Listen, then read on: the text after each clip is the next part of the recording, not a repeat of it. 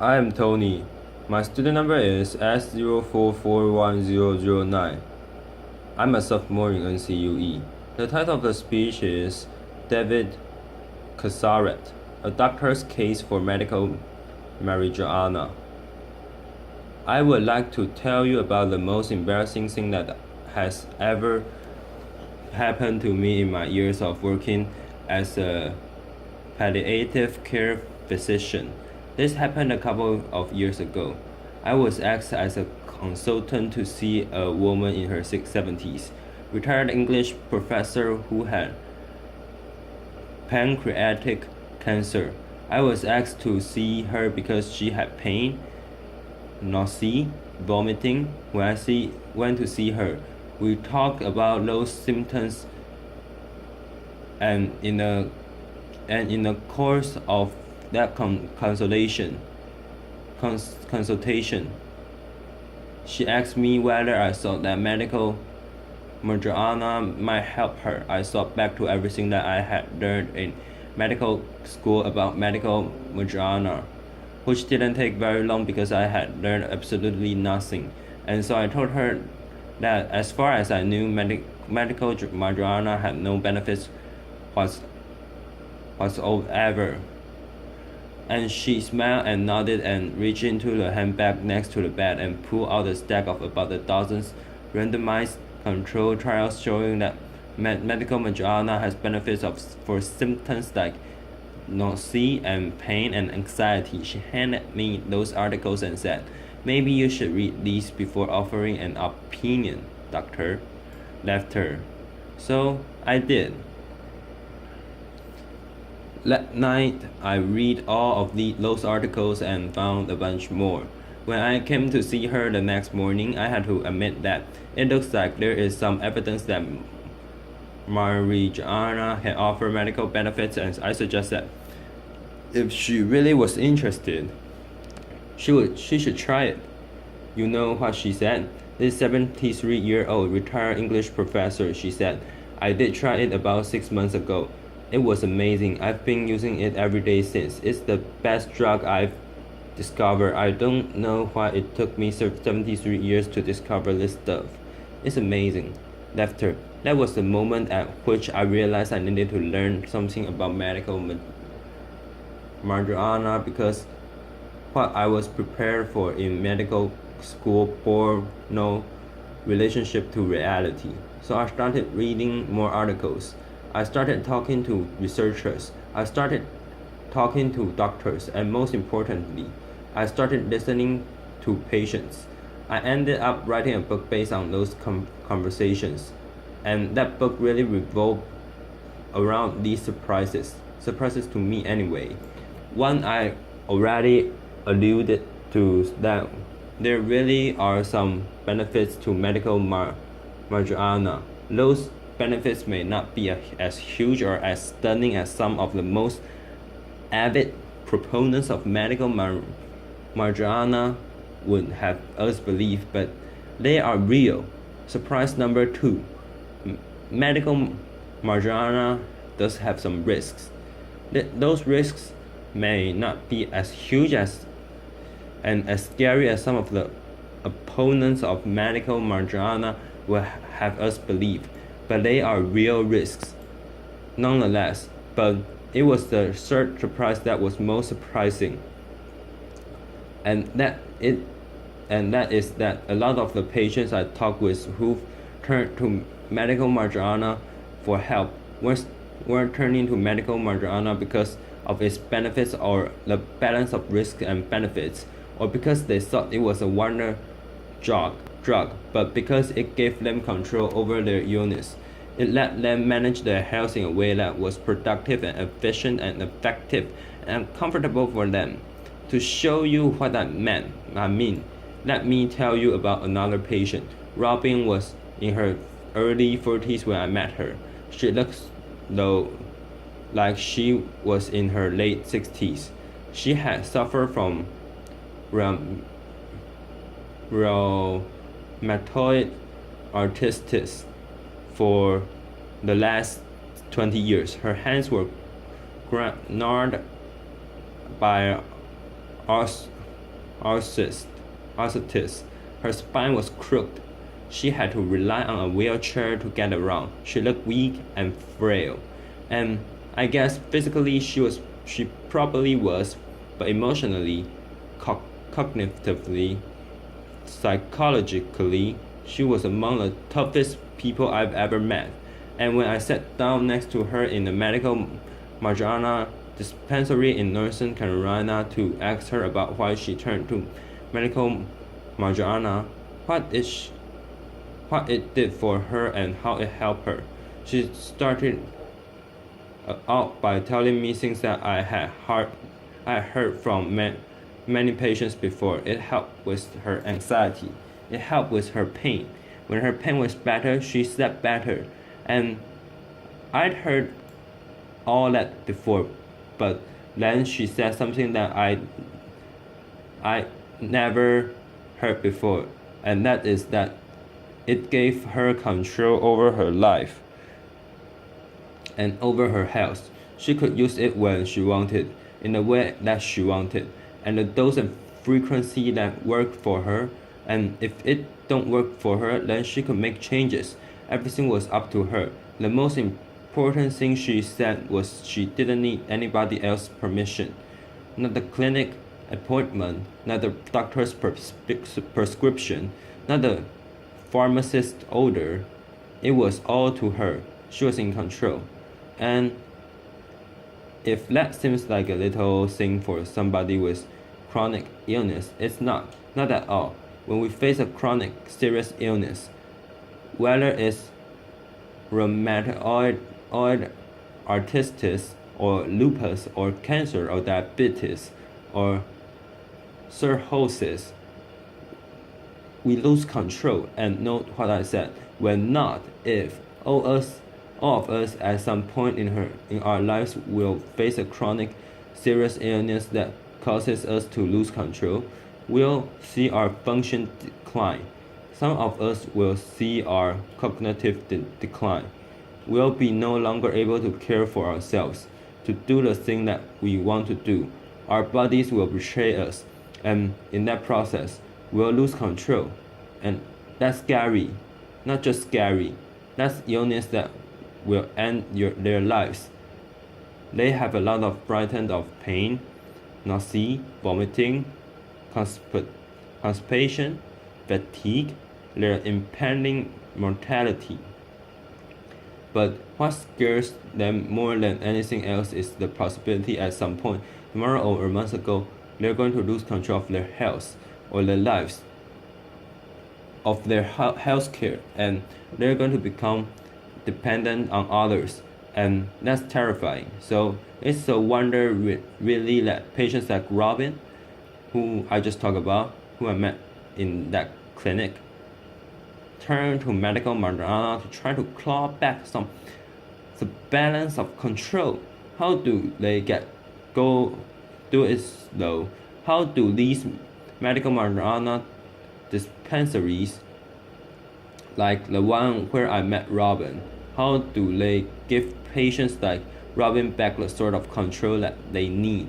And how do they do it a way that mainstream medical hospital and clinics, at least for Robins, weren't able to? What's their secrets? So I decided to find out. I went to a seated clinic in Venice Beach in California and got a recommendation that would allow me to be a medical marijuana patient. I got a letter of recommendation that would let me buy medical marijuana. I got that recommendation illegally because I'm not the resident of California. I should note that. I should also know for the record that I've never used that letter for recommendation to make a purchase. And to all of you DEA agents out there, left turn. Love the work that you're doing. Keep it up. Left turn. Even though it didn't let me make a purchase though, that letter was priceless because it let me be a patient. It let me experience what patients like Robin experience when they go to medical marijuana dispensary, and what I experience every day, hundreds of thousands of people like Robin, was really amazing. I walked into the clinic And from the moment that I entered many of these clinics and dispensaries, I felt like that dispensary, that clinic, was there for me. There were questions at the outset about who I am, what kind of work I do, what my goals are in looking for a medical marijuana prescription or product, what my goals are, what my preferences are, what my hopes are, how do I think, how do I hope this might help me, what am I afraid of.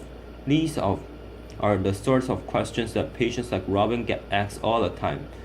These are the sorts of questions that make me confident that the person I'm talking was really has my best interest and at heart and wants to get to know me. The second thing I learned in those clinics is the availability of education from the folks behind the counter, but also education from folks in the waiting room.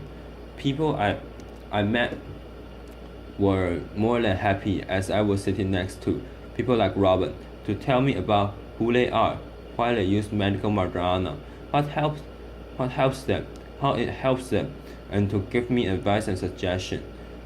Those waiting rooms really are a hive of interaction, advice and supporting.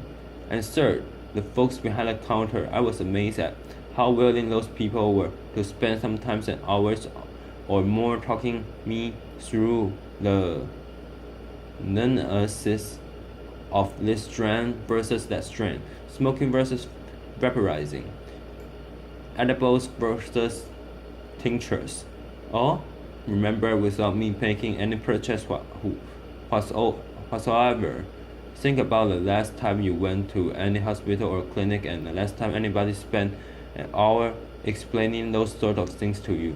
The fact that patients like Robin are going to these clinics, are going to these dispensaries and get that sort of personalized attention and education service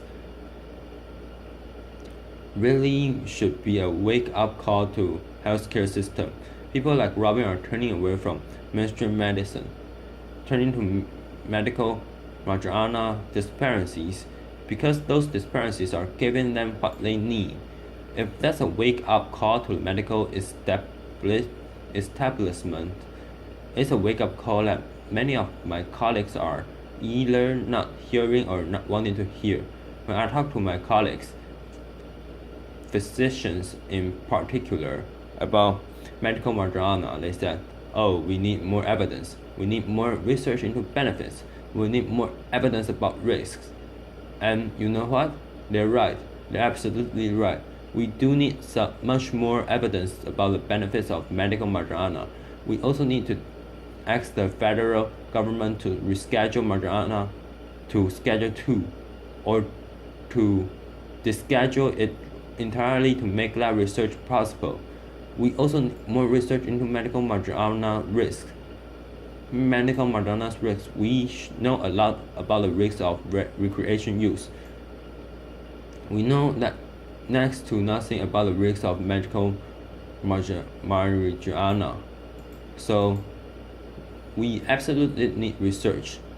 But to say that we need research and not that we need to make any change now is to miss the point entirely. People like Robin are seeking out medical marijuana because they think it is a wonder drug, or because they think it's entirely risk-free.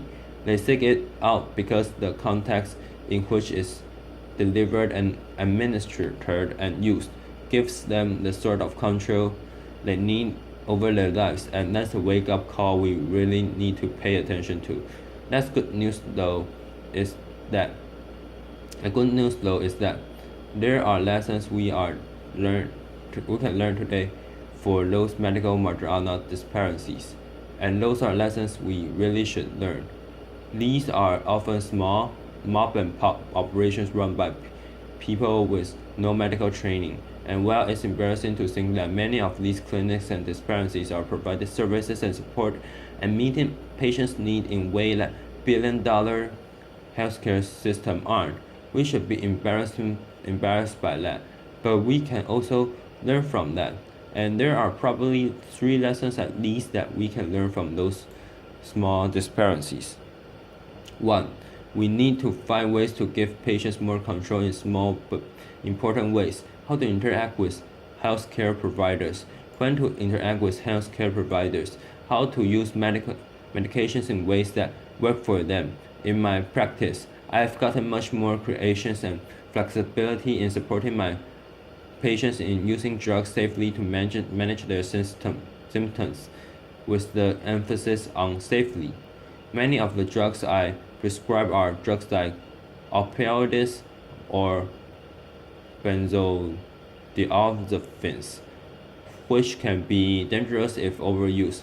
But here's the point: they can be dangerous if they overused, but they can also be effective if they're not used in a way that's consistent with what patients want and need. So that flexibility, if it's delivered safely, can be extraordinarily valuable for patients and their families.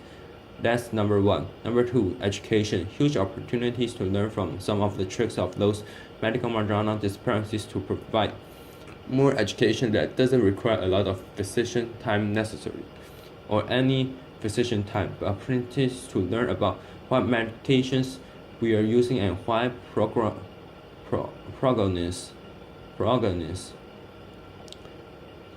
trajectories of illness, and most importantly, opportunities for patients to learn from each other. How can we replicate